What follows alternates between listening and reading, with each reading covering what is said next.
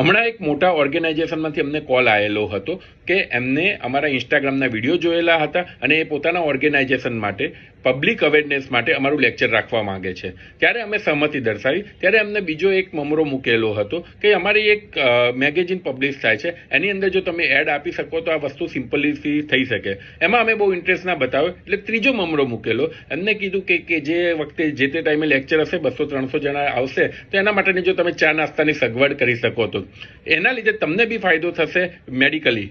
ત્યારે અમે આ વાત સાંભળી ત્યારે એમ જ કીધું કે જો અમારા જ પૈસાથી કોઈ અમારે લેક્ચર સાંભળવા આવતું હોય તો અમને કોઈ એમાં ઇન્ટરેસ્ટ નથી. ડૉક્ટર્સ જોડે આ બહુ કોમનલી થઈ રહેલું છે. સૌથી બેસ્ટ એક્ઝામ્પલ છે મેડિકલ ઇન્સ્યોરન્સ કંપનીઝનું. ઘણી બધી કંપનીઓ એ રીતે ડૉક્ટર્સને એમના રેટ માટે મજબૂર કરે છે કે ભાઈ એનાથી તમારા ફૂટ સ્ટેપ વધશે. 40 રૂપિયા 50 રૂપિયામાં ઘણા બધા ડૉક્ટર્સ ફિઝિકલ એક્ઝામિનેશન કરતા હોય છે. હવે આમાં ખ્યાલ નથી આવતો કે ડૉક્ટર્સના લીધે મેડિકલ ઇન્સ્યોરન્સ કંપની છે કે ઇન્સ્યોરન્સના લીધે